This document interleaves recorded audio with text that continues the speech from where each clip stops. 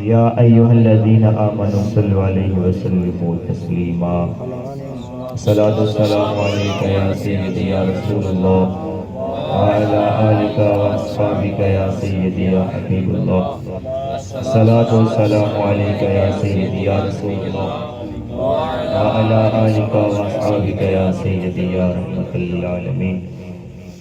میرے اور آپ کے پیارے آقا جناب محمد مصطفیٰ احمد مجتبیٰ تاجدار انبیاء صلی اللہ تعالی علیہ وآلہ وسلم کا ارشاد پاک ہے، انی اسمع صلاۃ اہل محبت و عارف، کہ میں اپنے اوپر محبت اور پیار سے درود و سلام پڑھنے والوں کا درود و سلام سنتا بھی ہوں اور میں ان کو پہچانتا بھی ہوں۔ سبحان اللہ۔ اور میں اکثر یہ حدیث آپ کے سامنے پیش کرتا رہتا ہوں کہ آپ نے فرمایا کہ میں اس بندے کا نام بھی جانتا ہوں، اس بندے کے باپ کا نام بھی جانتا ہوں۔ اور ایک روایت میں آپ فرماتے ہیں کہ جب کوئی بندہ میری بارگاہ میں سلام پڑھتا ہے نا تو میں ان کا سلام سنتا ہوں، پھر سلام سن کر ان کے سلام کا جواب بھی عطا فرما دیتا ہوں۔ تو کیا ہماری خواہش یہ نہیں ہونی چاہیے کہ ہمارا سرکار کی بارگاہ میں سلام پہنچ جائے، درود پہنچ جائے اور پھر وہاں سے سلامتی کی دعا بھی آ جائے؟ تو اس نیت سے جھوم کر محبت سے پڑھیے صلاۃ والسلام علیک یا سیدی یا رسول اللہ وعلی آلک واصحابک یا سیدی یا حبیب اللہ صلاۃ والسلام علیک یا سیدی یا رسول اللہ وعلی آلک واصحابک یا سیدی یا رحمت للعالمین۔ جس طرح آپ دوست بیٹھے ہوئے ہیں نا، اس طرح آپ فلم بٹھایا نہیں جاتا، تو زندہ ہو کے بیٹھیں، جاگ کے بیٹھیں، تعداد کی اہمیت نہیں ہوتی۔ قرآن کا حکم یہ ہے کہ اگر 313 ہو نا ایمان والے ہوں تو 1000 کو آگے لگا لیتے ہیں، اور ایک ایمان والا ہو نا، ایمان والا ایک ہو تو 100 کفار پہ باری ہو جاتا ہے۔ وہاں تعداد نہیں دیکھی جاتی، وہاں انسان کا خلوص دیکھا جاتا ہے، وہاں انسان کی نیت دیکھی جاتی ہے، انسان دل میں کیا سوچتا ہے، دل میں میرے اور آپ کے کیا ہے۔ نعت پڑھیں گے، ایک شعر پڑھیں گے تاکہ ذوق بن جائے، پھر میں اپنی بات آپ کے سامنے پیش کرتا ہوں۔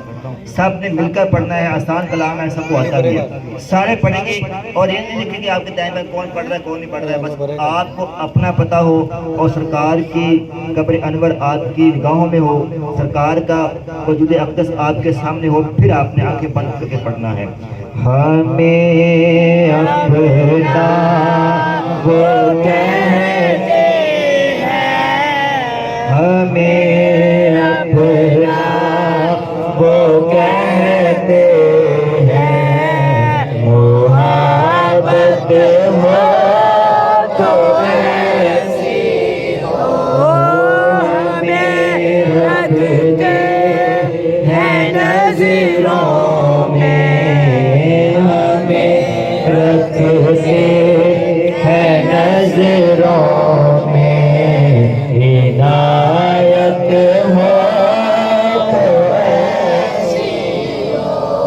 وہاں مجرم کو ملتی ہیں جزائیں بھی، عطائیں بھی، وہاں مجرم کو ملتی ہیں جزائیں بھی، عطائیں بھی، مدینے میں جو لگتی ہے، مدینے میں جو لگتی ہے، عدالت ہو تو ایسی ہو، وہ پتھر مارنے والوں کو دیتے ہیں دعا سے، وہ پتھر مارنے والوں کو دیتے ہیں دعا سے، کوئی لاؤ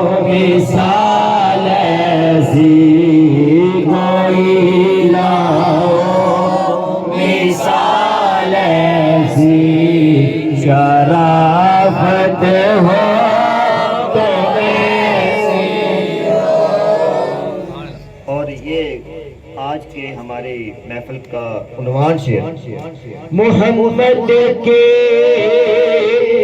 ولادت پر ہوئے سب کو عطا کے محمد کے ولادت پر ہوئے سب کو عطا بیٹے محمد کے ولادت پر ہوئے سب کو عطا بیٹے اسے میلاد کہتے ہیں اسے میلاد کہتے ہیں ولادت ہو تو ایسی ہو ہمیں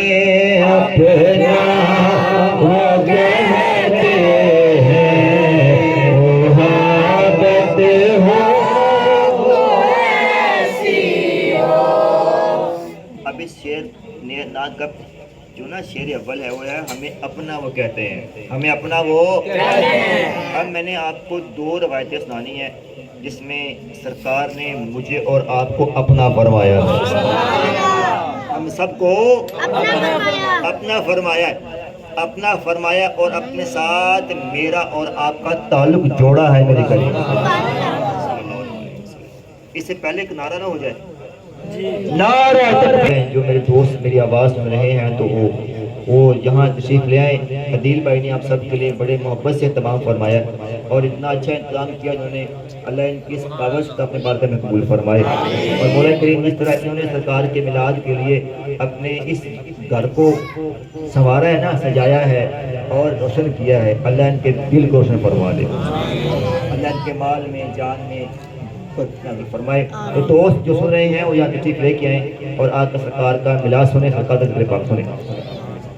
سرکار بیٹھے ہوئے تھے تو آپ کا ایک انداز تھا پڑھانے کا، تعلیم دینے کا.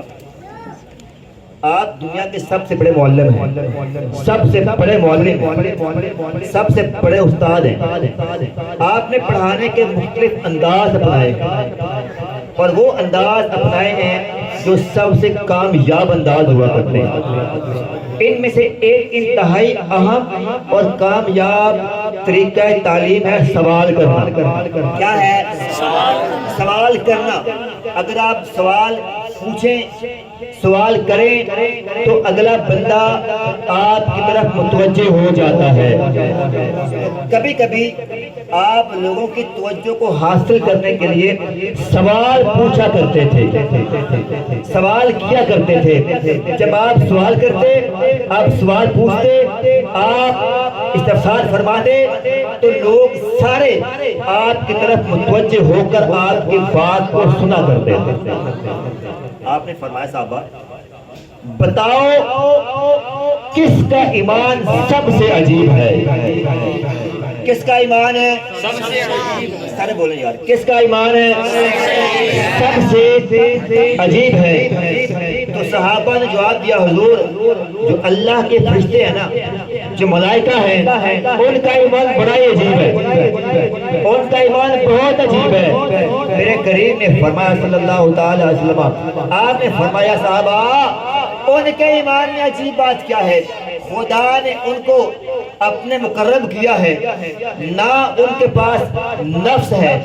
خدا کی نافرمانی کرنا ان کے جسم میں شامل نہیں ہے اور نور سے بنے ہوئے ہیں. ایسی مخلوق ہے کہ اللہ تعالیٰ نے ان کو نفس دیا ہی نہیں. اگر وہ بھی خدا کو خدا گناہ مانتے پھر کون مانتا؟ ان کا ایمان عجیب نہیں ہے. پھر صحابہ نے اس کی حضور اللہ کے نبی انبیاء کا ایمان بڑا عجیب ہے، ان کا ایمان عجیب تر ہے. تو آپ نے فرمایا صحابہ ان کے ایمان میں عجیب بات کیا ہے؟ صحابہ ان کے ایمان میں عجیب بات کیا ہے؟ خدا نے ان کو پوری کائنات کے انسانوں سے خاص فرمایا. نبوت دی، معصوم بنایا، کتاب دی، اپنا رسول قرار دیا. کچھ رسول ہیں، کچھ نبی ہیں، اگر ان سب کے باوجود بھی وہ خدا کو خدا نہ مانتے پھر خدا کون مانتا؟ پھر خدا کون مانتا؟ ان کا ایمان بھی عجیب نہیں ہے. پھر صحابہ نے عرض کی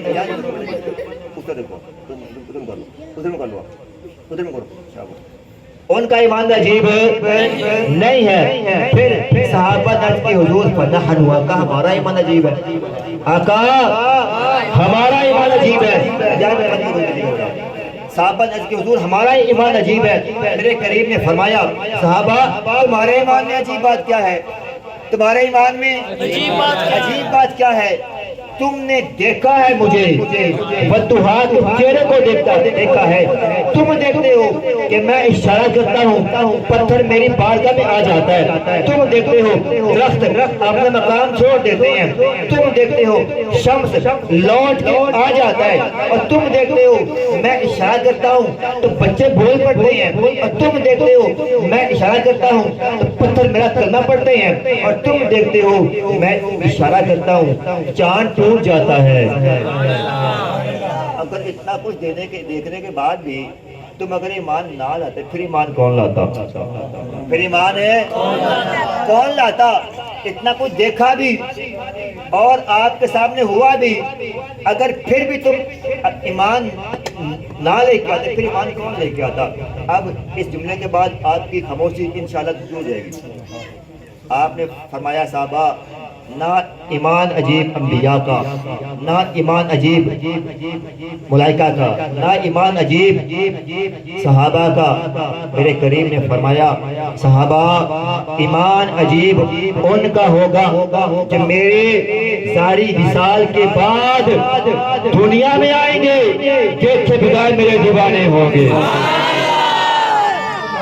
دیکھے بغیر میرے عاشق ہوں گے، میرے دیوانے ہوں گے. اشد الحب لگاتے ہیں کہ مجھ سے وہ شدید محبت کرتے ہوں گے، شدید پیار کرتے ہوں گے، محبت کرتے ہوں گے. آپ نے فرمایا ان کا ایمان عجیب ہوگا. دیکھا نہیں ہوگا، صرف سنا ہوگا. ایک فتوحات چہرے والا تھا، ایک بلیاض زلفوں والا تھا. جب وہ زمین پہ چلتا تھا تو زمین اس پہ ناز کیا کرتے تھے. کیا ہم نے دیکھا ہے آپ کو؟ دیکھا نہیں ہے لیکن دیکھنے کی آرزو ہے الحمدللہ. کاش کہ آپ کا دیدار ہو جائے، کاش کہ آپ کو دیکھ لیں. کبھی ایک بار آپ کا دیدار ہو جائے. وہ کیا شعر ہے؟ کبھی جو خواب میں آتا میرے تشریف لے آئے. کبھی جو خواب میں آتا میرے تشریف لے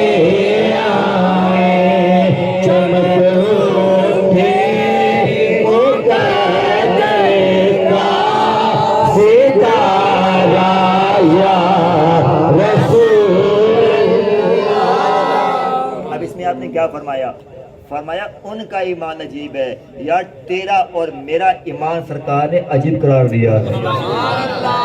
اب وہ غلام جو میرے حبیب کو بھول چکا ہے، اپنے مالک کو بھول چکا ہے، اپنے حبیب کی یاد بھی نہیں آتی، ان کا کبھی تذکرہ ہی نہیں کیا، کبھی خیال ہی نہیں آیا، کبھی سوچا ہی نہیں. وہ کریم ہمیں ہر وقت یاد رکھا. آپ نے فرمایا صحابہ کرام میں تمہیں ایک بات بتاؤں، ایک وقت ایسا آئے گا، ایک دور ایسا آنے والا ہے جس دور میں کچھ ایسے لوگ ہوں گے، کچھ ایسے لوگ دنیا میں آئیں گے، ان کی عجیب خواہش ہوگی، ان کی عجیب خواہش ہوگی. خواہش کیا ہوگی؟ آپ نے فرمایا وہ لوگ چاہتے ہوں گے کہ ہمارا مال قربان ہو جائے، ہماری جان قربان ہو جائے، ہمارے بچے قربان ہو جائیں، ہماری اولادیں قربان ہو جائیں، مال جان بچے اولاد سب کچھ قربان کرنے کے بعد بھی ان کی تمنا کیا ہوگی کہ ہمارا سب کچھ چلا جائے، بس ایک بار مصطفیٰ کا دیدار ہو جائے۔ آپ نے فرمایا وہ سارا کچھ قربان کرنے کے کر کے بھی میری ایک بار دیدار کی آرزو کر رہے ہوں گے۔ اور اس کے بعد آپ نے ایک اور بات فرمائی، آپ فرماتے ہیں، علماء فرماتے ہیں کہ صحابہ کرام فرماتے ہیں کہ ہم ایک دفعہ سرکار کے ساتھ ایک سفر پہ جا رہے تھے، سفر میں جا رہے تھے، قبرستان کے پاس سے گزرے، آپ نے فرمایا السلام علیکم یا جماعت المسلمین، اے مسلمانوں کی جماعت تم کو سلام ہو، تم پہ سلامتی ہو۔ اور پھر آپ نے سلامتی کہنے کے بعد ایک جملہ عطا فرمایا، آپ نے فرمایا اے مسلمانوں کی جماعت تم ہم سے پہلے آ گئے ہو قبرستان میں، آپ کی موت پہلے واقع ہو گئی اور ہم بھی تمہارے پاس آنے والے ہیں، تم ہمارے ساتھ ملنے والے ہیں، مطلب کہ ہم بھی وصال کرنے والے ہیں، ہر انسان کو موت آنی ہے۔ آپ نے جملہ عطا فرمایا کہ تم ہم سے پہلے آ گئے ہو اور ہم تمہارے بعد آنے والے ہیں۔ تو پھر آپ نے اور بات عطا فرمائی، آپ نے فرمایا ہم بھی تمہارے پاس آنے والے ہیں لیکن ہم چاہتے ہیں، لیکن اب اس بات کا ذرا ذوق لیجیے گا، لیکن ہم چاہتے ہیں کہ ہم اپنے مسلمان بھائیوں سے ملاقات کریں۔ کیا کریں؟ اپنے مسلمان بھائیوں سے ملاقات کریں۔ صحابہ کہتے ہیں حضور کیا ہم آپ کے بھائی نہیں ہیں؟ ہم آپ کے بھائی نہیں ہیں؟ عرض کیا کہ حضور آپ کی خاطر اپنا گھر چھوڑ دیا، زمین چھوڑ دی، بچے چھوڑ دیے، اپنا ملک چھوڑ دیا، سب کچھ آپ کی خاطر چھوڑ کے آپ کی بارگاہ میں آ گئے ہیں۔ حضور آپ کی خاطر مرتے بھی ہیں اور مارتے بھی ہیں، ہر لمحہ آپ کی بارگاہ میں رہتے ہیں، حضور کیا ہم آپ کے بھائی نہیں ہیں؟ آپ نے فرمایا او یار صحابہ تم تو میرے یار ہو، تم تو میرے یار ہو، میرے سنگی ہو، میرے دوست ہو، میرے صحابہ ہو۔ عرض کیا حضور آپ کے بھائی کون ہیں؟ آپ کے یار۔ اس بات کو جب میں پڑھتا ہوں، جب سناتا ہوں تو پتہ نہیں اپنے آپ سے اتنی شرمندگی ہوتی ہے نا، اتنا خود سے اتنی غیرت آتی ہے کہ میں آپ کو بیان نہیں کر سکتا۔ آپ نے فرمایا تم تو میرے صحابہ ہو، میرے بھائی وہ ہیں جو میرے بعد آئیں گے، دیکھے بغیر مجھے اپنا آقا مانتے ہوں گے۔ تیرے بارے میں میرے بارے میں کریم فرماتے ہیں کہ میں ان سے ملاقات کرنا چاہتا ہوں، میں ان سے ملاقات کرنے کا خواہش مند ہوں۔ تو کیا پھر یہ بات واضح ہو گئی نا کہ سرکار ہمیں اپنا کہتے ہیں، اپنا فرماتے ہیں، اپنا کہتے ہیں۔ لیکن میرے بھائیو عجیب بات ہے، یہ ایک فکر کی بات ہے، جو حضور ہمیں ایک لمحے کے لیے بھی نہیں بھولے، جو کریم ایک لمحے کے لیے بھی ہم سے جدا نہیں ہوئے، ہمارے سے آپ نے ہماری فکر چھوڑی نہیں، ہماری فکر آپ نے کبھی آپ نے اس کو الگ نہیں فرمایا۔ صحابہ میں پوچھا حضور قیامت آپ تو اللہ کی بارگاہ میں ہوں گے تو ہم آپ کو کس طرح تلاش کریں گے؟ آپ نے فرمایا اگر مجھے ملنا ہو، تلاش کرنا ہو، اگر ملاقات کرنی ہو تو پھر آپ نے اپنا مقام عطا فرمایا کہ میں کہاں کہاں مل سکتا ہوں، میں کہاں مل سکتا ہوں۔ آپ نے فرمایا سب سے پہلے میں پل صراط پہ کھڑا ہوں گا۔ کہاں کھڑے ہوں گے؟ پل صراط پہ کھڑے ہوں گے۔ میرے بھائی یہ بات کرنا سننا بڑا آسان ہے، پل صراط کو عبور کرنا بہت مشکل ہے۔ وہاں تلوار سے تیز ہے، بال سے باریک ہے، جہنم ہے اس کے، اور اس کے اوپر پل ہے ایک جہاں سے گزرنا ہر انسان۔ اب میرے کریم فرماتے ہیں کہ میں وہاں سائڈ پہ کھڑا ہوں گا، میری امت گزرے گی، میں اپنی امت کے خیر کی دعا کر رہا ہوں، تیری اور میری خیر کی دعا فرما رہے ہوں۔ اور پھر آپ نے فرمایا اگر وہاں نہ ملوں تو پھر جہاں پر میری امت کا حساب کتاب ہوگا نا، جہاں پر صحابہ میری امت کے حساب کتاب ہو رہے ہوں گے، میزان ہو رہا ہوگا، میں اپنی امت کا حساب دیکھ کر جس کے گناہ پڑیں گے اس کو خدا کی بارگاہ سے بخشوا رہا ہوں۔